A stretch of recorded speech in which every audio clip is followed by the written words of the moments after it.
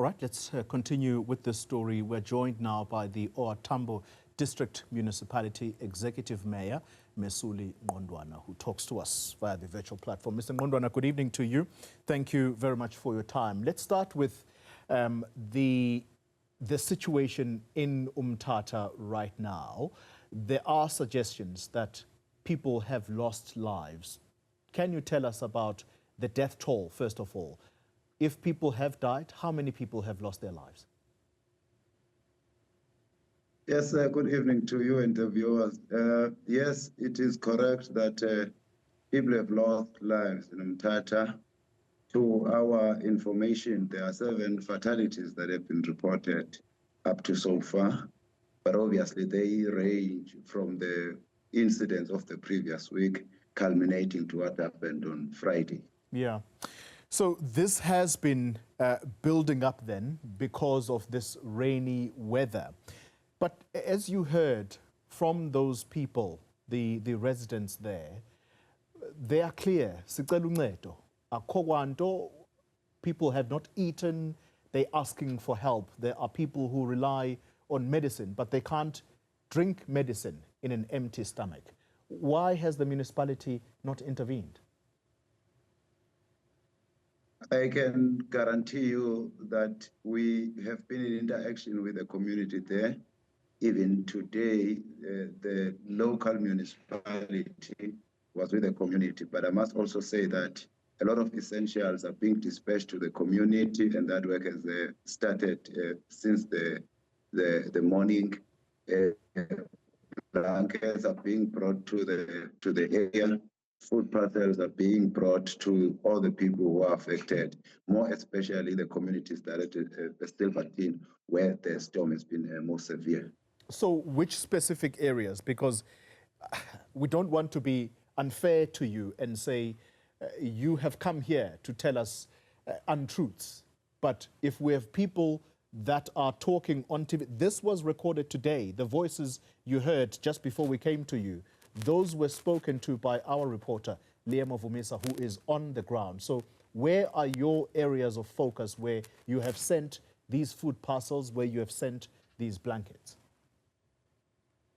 The most affected area, as I'm saying, is the Silverton area around Mthatha, because that's where you have got many families that have been left homeless.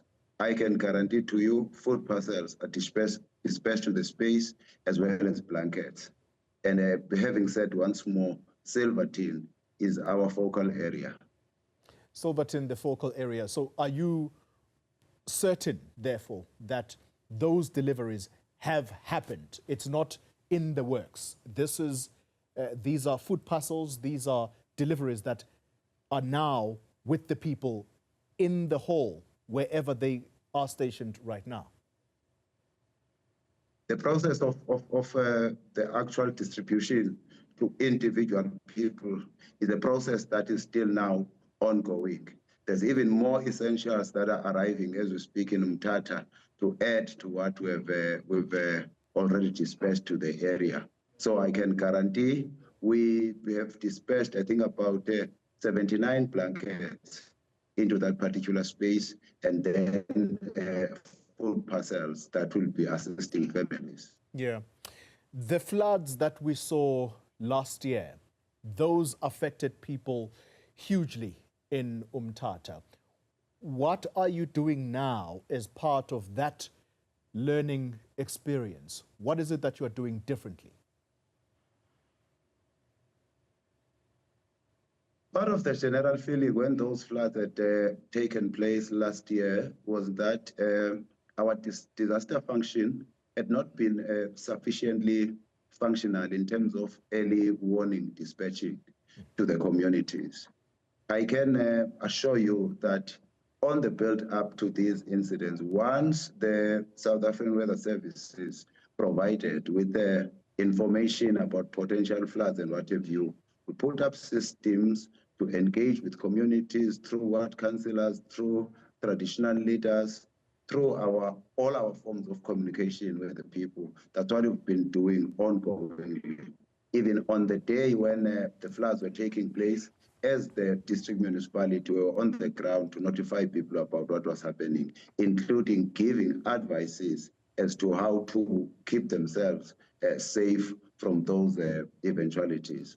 But I can also say, ever since early warnings came, we had put up teams at our Joint Operations Center that is housed at our offices. Through those, we were saying, let the people get all the information they need to communicate institutions of governance to ensure that they know where to call and how to let government to be aware about what is actually happening. Okay, I just lost you a little bit on that part of the early warning system. So what systems, what kind of communication mechanisms are you using to warn people before As I was saying, storms? we firstly have got our system of ward committees, committee members who are based at each and every community within the area.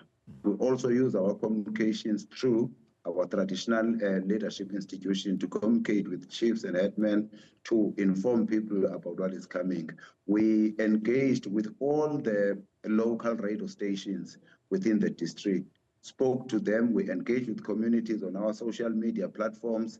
In some communities, but definitely not all of them, we even did e-hailing services, especially to communities that we know to be prone to these kinds of eventualities. Mesuli Ngqondwana, thank you very much for your time. Or Tambo District Municipality Executive Mayor, talking to us about, in part, not only responding to what is happening there now, but the learning experience from the previous floods that really were disastrous for that particular region. All right, it's a story we're going to continue monitoring.